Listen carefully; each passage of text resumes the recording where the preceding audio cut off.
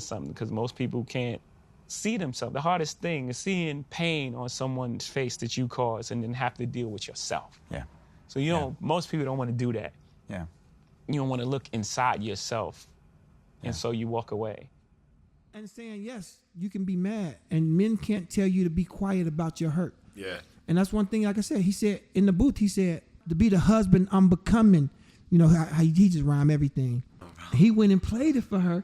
He came the next day, I was like, what did she say? He was like, she ain't like it. I was like, what? She ain't like that song right there? He's like, no, she liked the song, but she told me to change something. He was like, instead of saying the husband I'm becoming, say the husband I become. Because he became the person by even just apologizing, bro. It was heavy.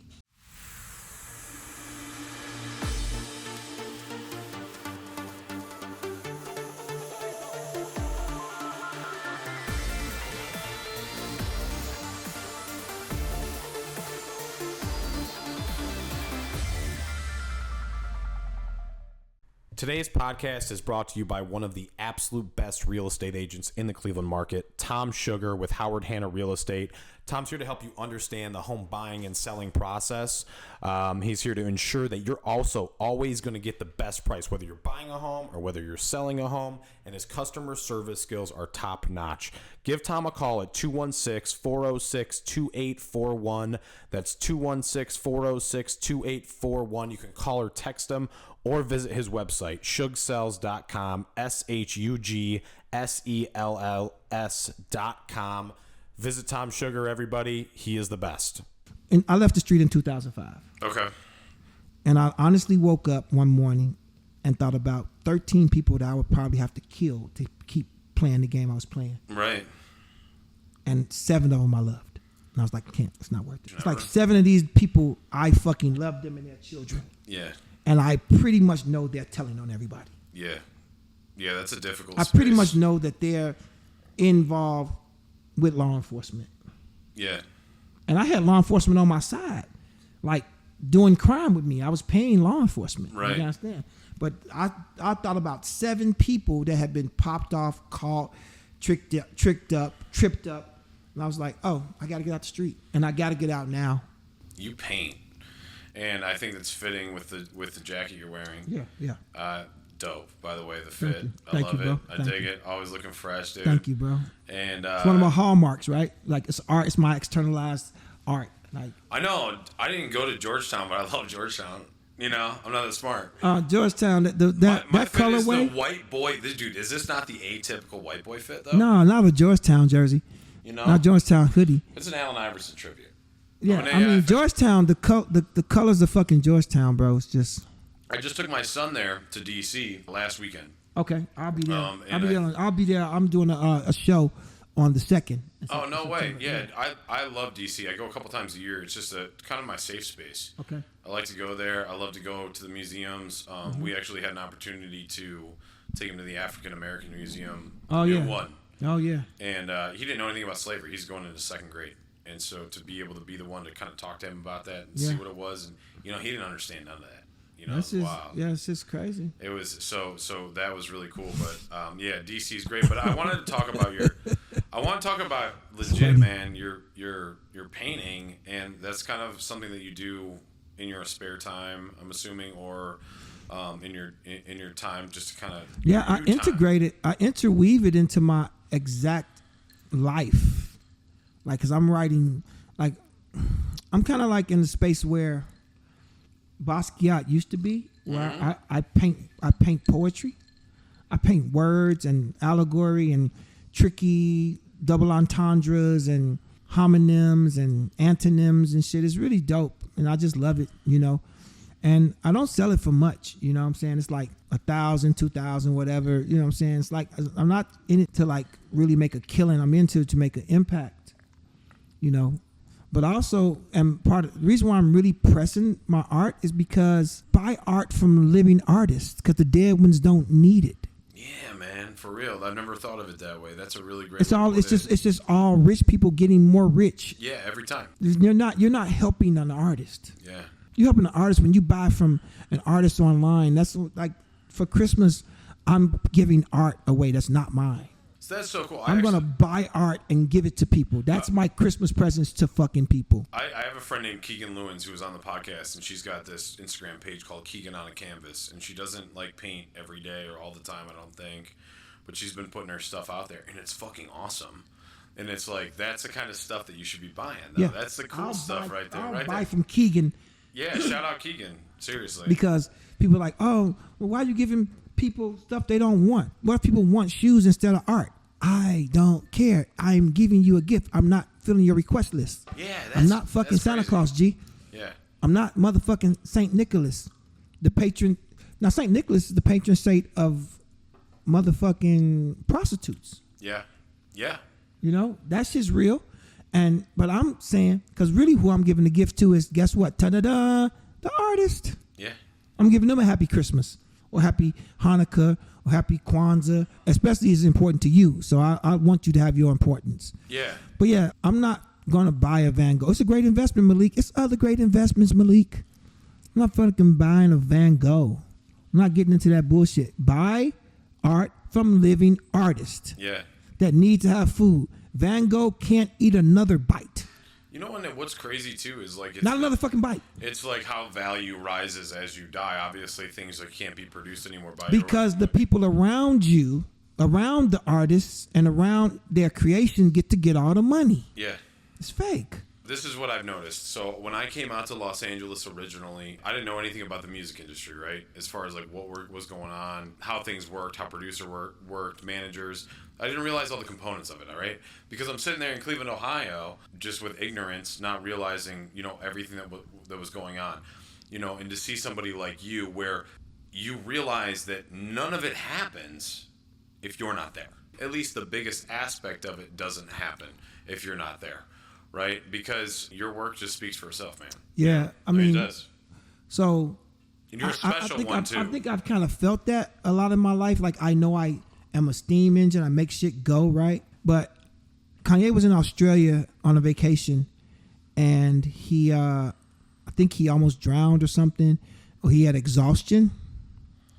I don't know if y'all remember this or not, but he was in Australia swimming or some shit, and he had exhaustion and wound up in the hospital.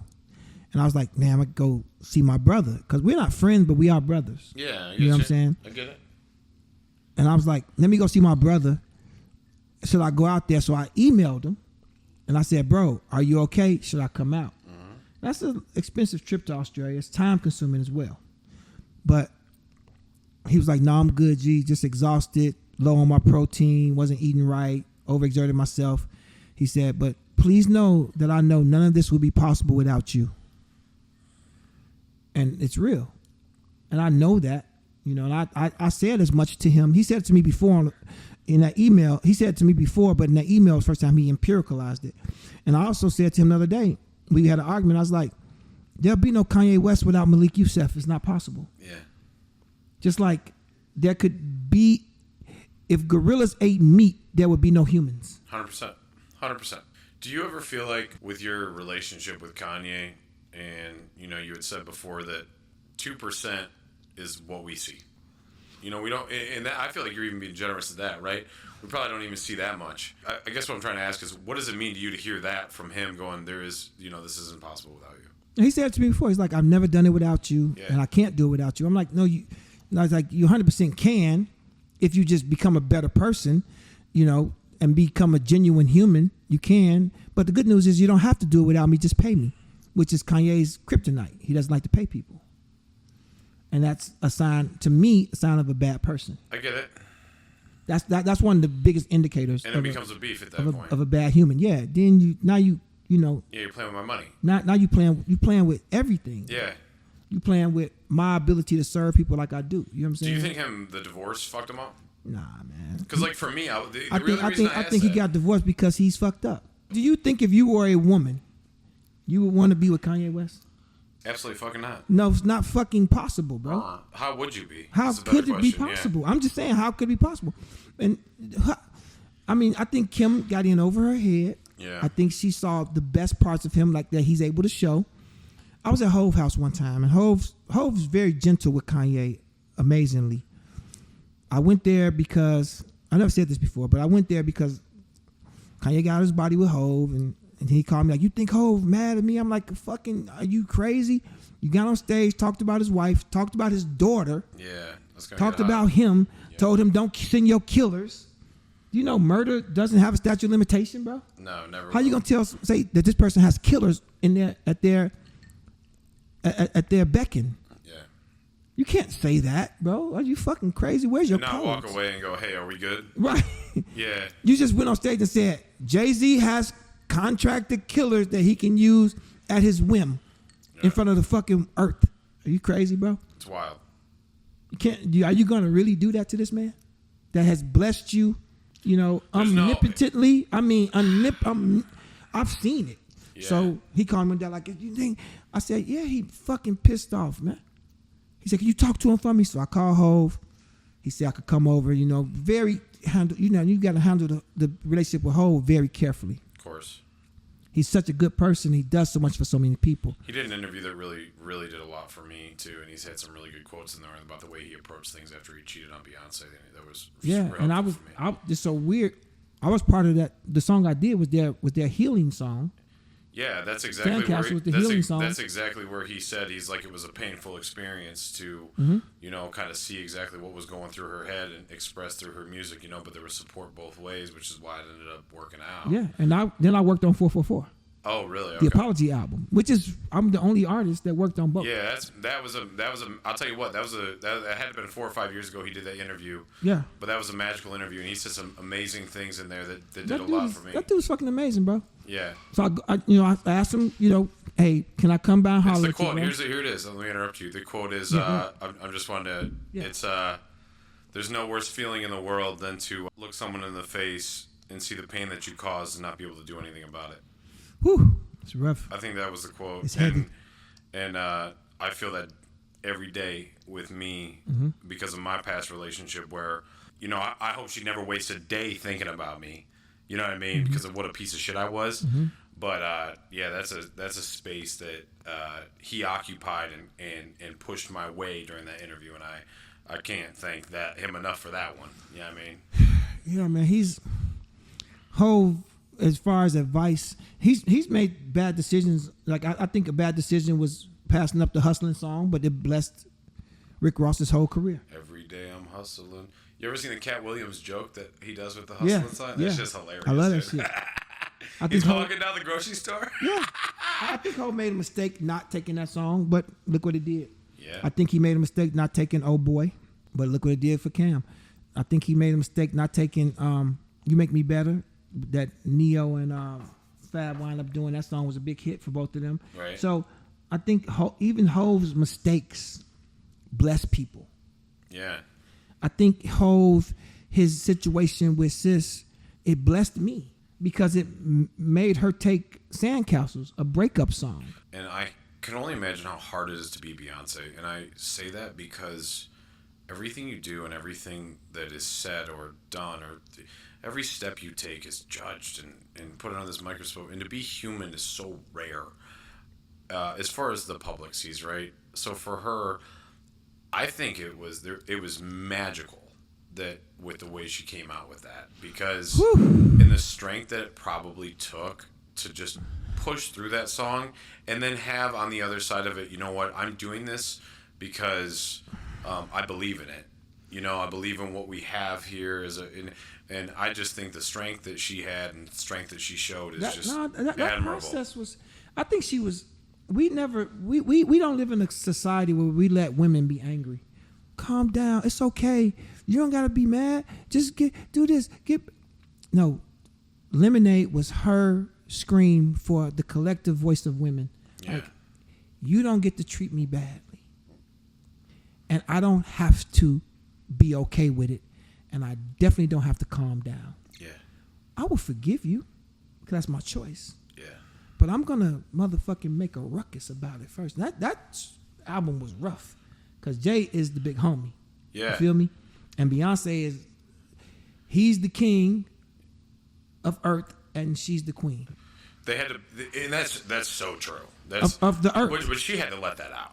She had to let that out. And we had to sit back and shut the fuck up as men and hear her say wild shit about the big homie, he's on par with any king that's ever lived. And what's great I don't about know a person more powerful, than Jay-Z. no, nobody. There's nobody that can push a button and make the earth move a different way. LeBron James looks up to the Hov. Exactly.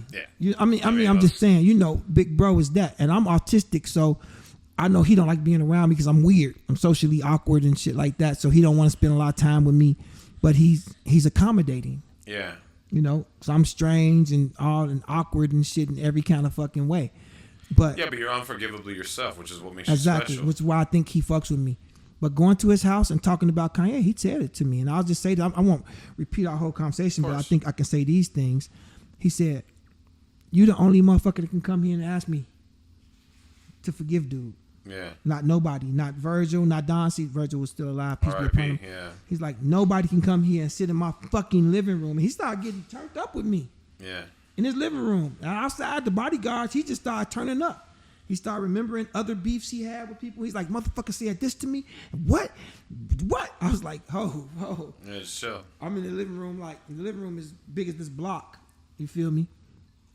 This man living room big as half this block. I'm not bullshitting you. But it goes to show you what's really fulfilling at that point to him, right? Yeah. It goes to show you that, at the end of the day for him, Beyonce meant more than all of it.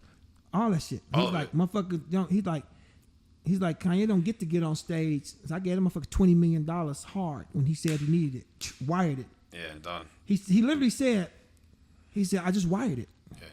And did the paperwork later. I'm like, damn.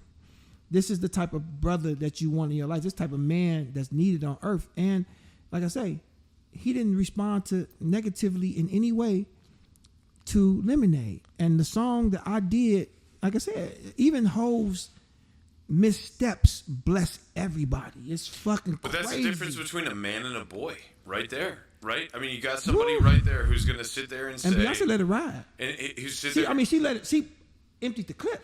You understand? But he took a bath in it, and you know what? He laid there the whole time and didn't bitch. And didn't bitch about it, didn't cry about it, didn't say nothing. One thing he said, he said lemonade was a popular drink, and it still is. And that's all he said. Yeah. He featured on somebody's album.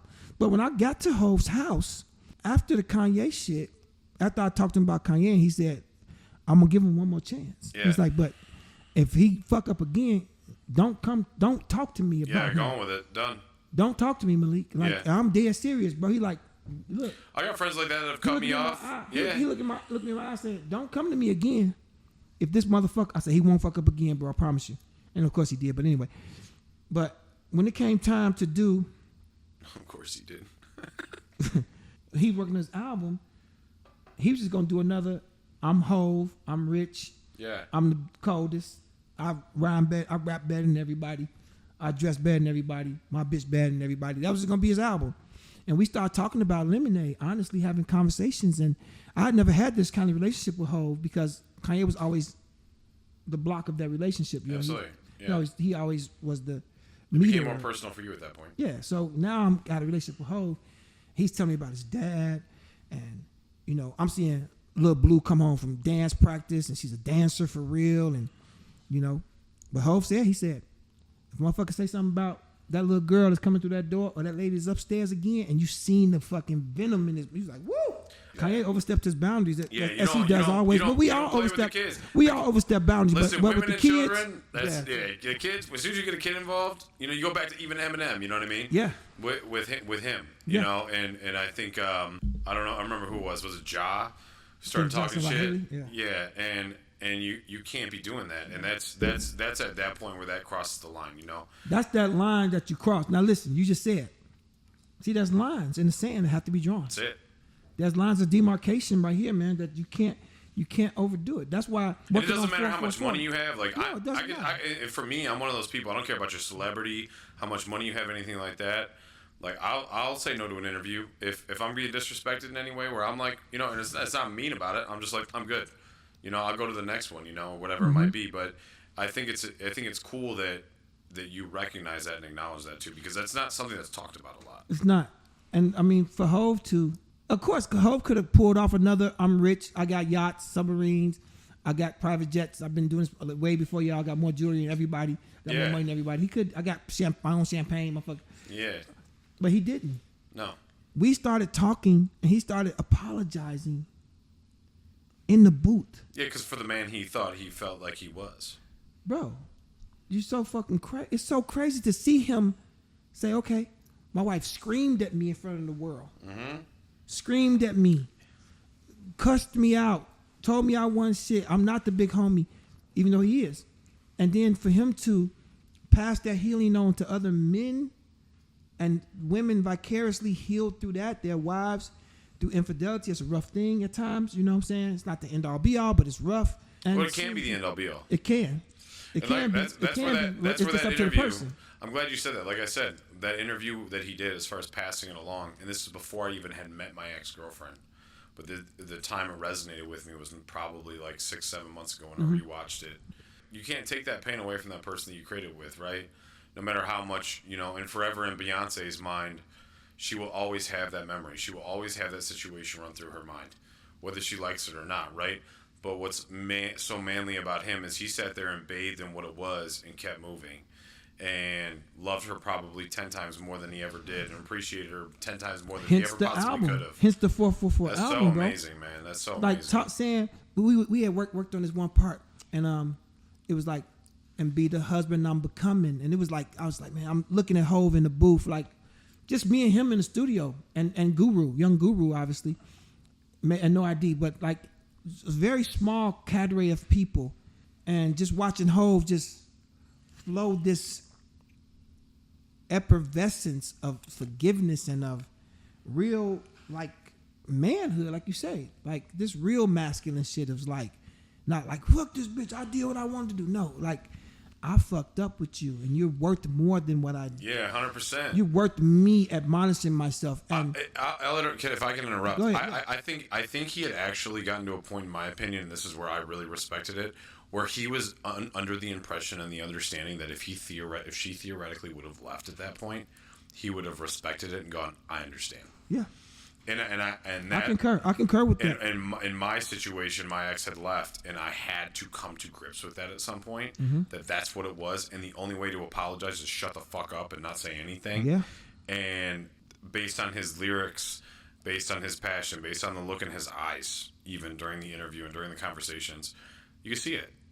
Yeah, a lot of women understand. A lot of women, they don't want to tell the public that their man has been unfaithful. Yeah.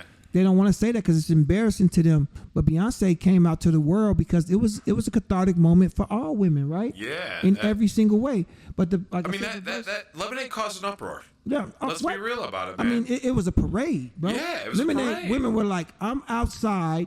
You're not going to treat me bad. Pink lemonade party, strawberry lemonade, peach lemonade party, limeade. It was all these things. And I was like, wow. I was being invited to these things. I'm like, whoa. Like, oh, Malik, can you come to this thing we having in Georgia? Oh, we're having this lemonade party. But that still lives on to this day in the women supporting women thing, where women are here for women, and like that's so important too. And saying, yes, you can be mad, and men can't tell you to be quiet about your hurt. Yeah. And that's one thing, like I said, he said in the booth, he said, to be the husband I'm becoming, how he just rhyme everything. He said, tonight I'm going to go home, because she didn't know what we were doing. Right. She didn't know we were doing this apology album. Wow, I didn't know that. Okay. And it hurt that much where you would truly label it an apology album.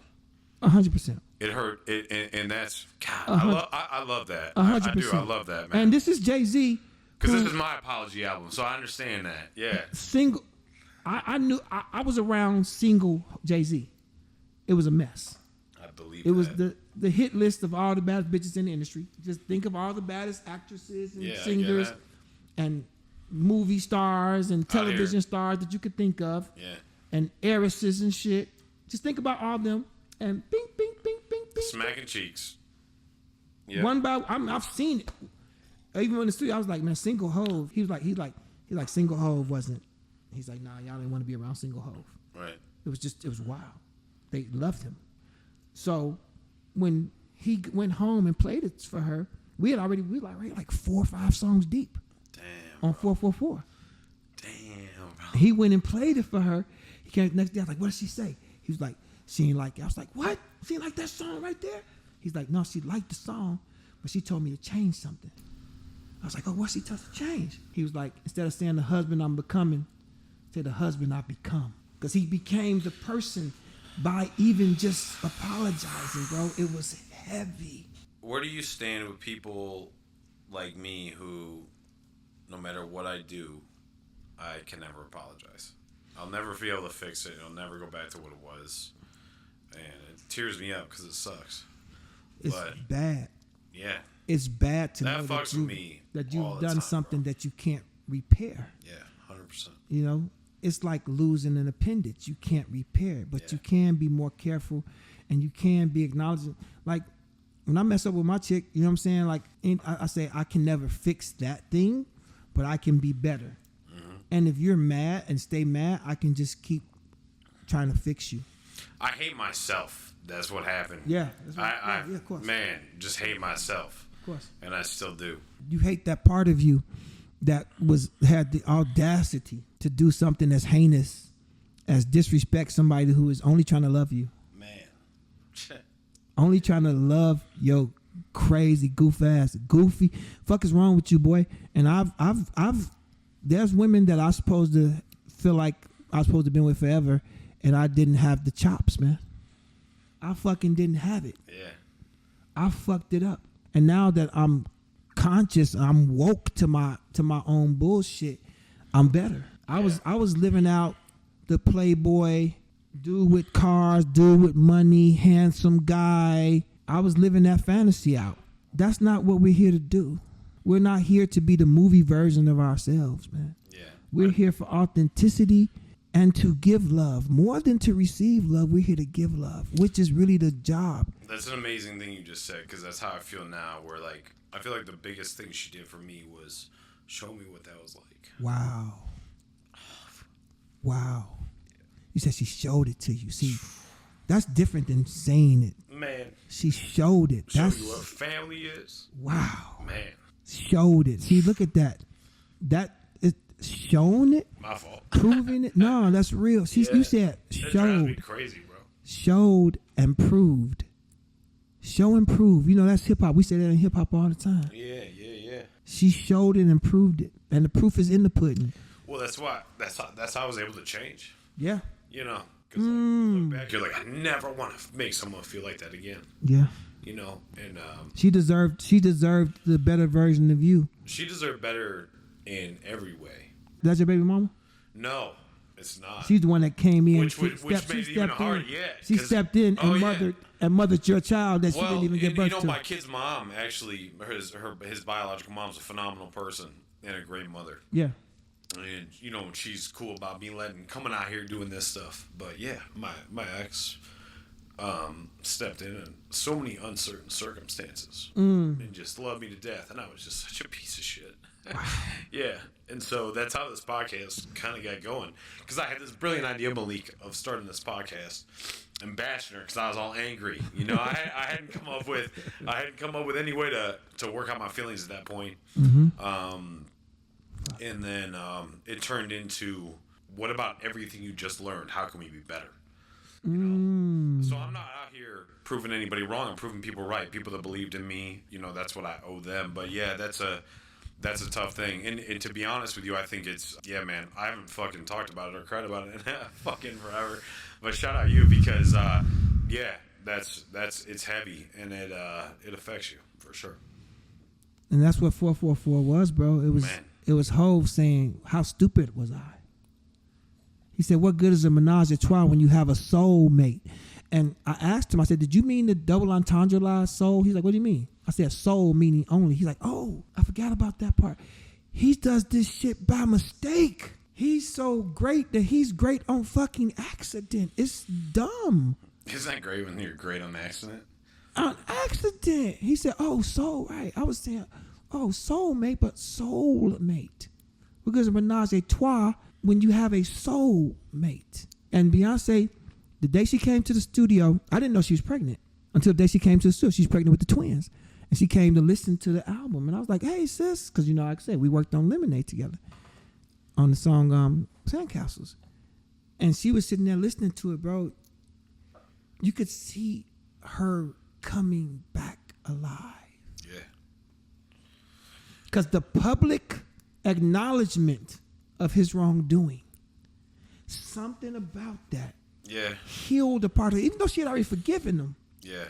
it healed something in her. God. That public acknowledgement of his pain, his cries, his sadness for what he had done. Not what had been done, but what he had done.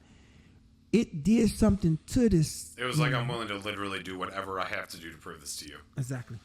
I'm gonna use Rock Nation to put out information about how fucked up men can be, and I hope that you understand. This is me serving you at the highest capacity by admitting all my wrongdoing, not mansplaining it, right? Admitting all my wrongdoing and saying I won't do it again, and you deserved better than me, and I'm Hove, and you deserved better than me, and I fucked up. Something about that helped not only to fix her, but to fix the people around her and other women and other men. And then we went on tour, bro. I was able to open up the show. I had one of my female relatives come with her husband because he had cheated on her. She was like, I never forgave him until now. I never forgave him until seeing this show with Jay-Z apologizing to Beyonce.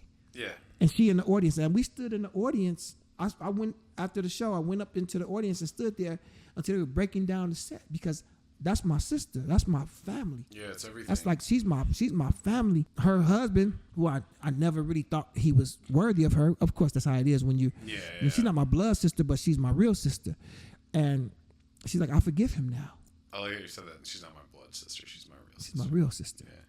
So it's like these things that happened on 444 and it broke attendance records because Jay-Z said it. He said it better than we could even say it ourselves. Yeah. I apologize. I'm wrong. Yeah. I'm flawed. You know? I felt like that was the only way to hold myself accountable was this. That's man smart. You know, I swear. Because, like, I felt like... Do you think she gets to see these? I don't know. I don't ever talk to people about it. I have, like, no friends in Cleveland because after I decided to do a bunch of alcohol and drugs, I lost a bunch of them. That's just what it will dumb do. things, it will you know. Corrode, it will corrode. So when I come out, and travel and whatever, I end up doing a lot more socially as far as like seeing people. The rest of my time is spent alone or with my son. My biggest wish, for her on her end is truthfully that she never looks back and thinks a second about me, and I simply say that because she deserves a trillion times more than I ever gave her. And I think I struggled with the question of like people. You talked about therapy at the beginning of people saying like I used to have this therapist. It's like, what do you think you loved her? And I never thought that was a fair question to answer because how do you lie to someone and then sit back and go, oh, I love that person. Yeah, what I do, like that girl could probably call me right now and was like, hey, I need this, this, and this. And then afterwards, I'm going to call the police on you. Mm-hmm. And I'd probably still do it. Yeah. You know what I mean? Because, like, at the end of the day, like, I would have never changed without that. I was literally a lying piece of shit. I was somebody who would lie for small gains, big gains, things like that. And I grew up in that kind of situation. Yes. And so I had to figure out a way. How do you hold yourself accountable for what you're doing? Yeah. Right? And it's situations and it's conversations like this. I will give a shout out to you though, because that's the first time I've cried on the podcast. So I love it. That's shout out to you, bro, because you're peeling back the layers. You know, it's not me. I'm somewhat of a catalyst, but I'm also representative of a flawed man who's made all my mistakes as well. And knowing that it's okay for men, I think that's one thing about 444. Jay-Z allowed us to be like, I'm fucked up. Not in the dope way of like, I'm all fucked up, fuck man. Bitches shouldn't fuck with me. No, like I'm fucked up and I fucked it up. Yeah. It's different. Yeah. Then I'm just fucked up. That's an absolvative statement. Yeah, 100%. No, I'm fucked up and I fucked this up. You know, when you touch on that, it means a lot. So like, does she watch this stuff? I don't know. I have no idea. I'm sure she probably at some point probably got wind that I was doing a podcast and thought it was going to be to bash her. And she was right again for the 9 millionth and every other time. But I listened to those episodes and I put out like 2. I didn't put out any. I did like 2. Yeah. And I didn't do them with anybody else. It was just me just being a dick. And I listened to them. And I'll never forget feeling so ashamed. That's a good word. After I listened to them. And then I stopped, and I called my buddy Cardell Jones. Shout out Cardell Jones. He used to play for Ohio State when they won the national championship. Cardell Jones, yeah. He was a hot boy for a minute. Yeah, when they won the championship, and I called him and I go, hey, I need to do a podcast. I already announced I'm doing this podcast. I've done 2. I told him the situation, you know. I was like, I can't be this person. I have to change. And he said, all right, I'll do it, but you have to make sure you do 10 podcasts. He goes, because I'm not going to come and waste my time and anything like that.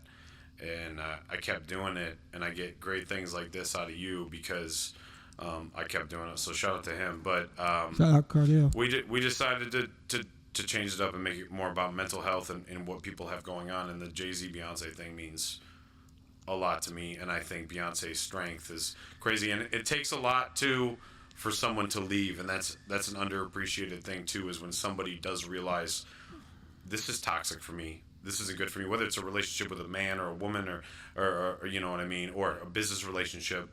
When it gets toxic, to know when it's time to go. Yeah, and that's why I think in Sandcastles, and I'll be honest, like I wrote a song that, and she changed the part of it that I was like, oh, she changed the part. She said, show me your scars and I won't walk away. Man. And that right there was a knife. Because when I wrote it, it was somebody saying, I'm going to stay through the pain. I'm going to stay through the bad parts. Just be honest about it. You know what I'm saying? And then my thing was like, no, it wasn't even about honesty. It was like, you know, we built sandcastles that washed away. I made you cry when I walked away. You know, although I promised that I wouldn't stay. Every promise don't work out that way. So it's like the concept of story in my mind was that this thing we built, this beautiful thing we built, got washed away by whatever, right? I'm gonna walk away. I made you cry. You start crying when I walked away. Then it says, but although I promised that I wouldn't stay, every promise won't work out that way. So she came back when he was crying, but she took it another level when she said the words, show me your scars and I won't walk away. Like, show me where you're hurt. Show me the things under your shirt, the stuff that you hide, the pains that you hide. And I think that's in 444 when he did the story of Atlas, we were doing a trap song. Me and Hov was doing like a drill trap Try to song. talk about the opposite. We gonna do a trap song off that beat. Like, yeah, let's do it. Now we can liven up the album a little bit. And he started telling me the story of his dad and how he was the runt of the litter. He put that in the song. Did you see that in your little man? And it's like, those were the things that he was hurt about, always wanting to be accepted. And like, you know, Hov's like, now we see him as like this sex symbol, super handsome guy, very refined, you know, bespoke suits and shit like that. But I don't know if he ever saw himself like that. Yeah. He always was seeing himself as somebody that was seeking validation from women. You know, he called himself the runt of the litter on that song. And he talked about his mother mismanaging the relationship with them and their dad after the divorce. And these weird things that all culminate to you making bad choices. Yeah. And I think that when Beyonce said in Sandcastles, she wrote that herself. I didn't put that part in there. I just produced it and made the melody and stuff and made the words for the other part, the more like dramatic part, I would say. But she made that part, show me your scars and I won't walk away. Yeah, and I tell you what, something that means a lot to me is my ex's mom, who's like the sweetest lady in the world, said to me, get better, Roger. Wow. That was like the last thing she said to me. And woo! We wow. That's a rough one right there. So I always say, we get better, Roger, every day. You know. Get better, Roger. That's it. That shit hurt. She saw what you did to her daughter. Nah, she's like the most loving person. She saw what you did to her daughter. She's like, I put something precious into the world, and your broken ass. Oh. If people say hurt people, but I say hurt people that haven't healed hurt people. That's the one right That there. one messes with me. That's the one. That one messes with me, bro. That's the heart bomb. Oh right there, man, dude, and it's Wow. just you know how it is. You meet those sweet people that would just never hurt a fly. Yeah. And they've been through a bazillion things, and they've done all the things that you've done, whether it be drugs, alcohol, addiction. Especially her, she was like one of those people that had to struggle with addiction, with alcohol, and you meet this lady, man, you never know it. Yeah. Never know it. Her mom is a wise woman. Yep. To Her give mom you is a that wise gift woman. in parting, give you that parting gift. You know that you didn't deserve her kindness. Never. You definitely didn't earn it. Maybe deserved, but you definitely didn't earn it. No. Well, every human deserves kindness, but I don't know if you deserve kindness from her. And she gave you a kindness of get better, Roger. Yeah, she could have said anything. She could have told me to go fuck myself. That's what she should have done. And I wish she would have said that to you. I'll tell you what. If I earned anything, you earned. Yeah, I earned that. Yeah. Yeah, that shit stinks. That shit, and then and I'll tell you what. That's what burns inside of me all day, dude. Is even on the ride here. I drove here. It was 4 hours, and it doesn't matter the song, nothing. Get better, Roger. And it's trying to take that pain away. And that's why we do this, though, because we get to learn cool things about great people like you. Oh, man. Thank you. You can work with all the coolest people in the world, but I think your greatest attribute, my friend, is your ability to speak to people and your kindness and caring nature. That's just... I am a kind person. But I didn't do any work to get that way. I'm born that way. I'm born kind. Yeah. I don't feel a different way. I feel like this is what I'm supposed to do is be kind. Like some people are like, I'm born to be a golfer or some shit like that. I'm born to be kind. Yeah. That's my thing. You know, I'm not a nice person, you know, because I can be mean, but I'm kind. And I love that about myself. One of my biggest attributes, one of my greatest attributes.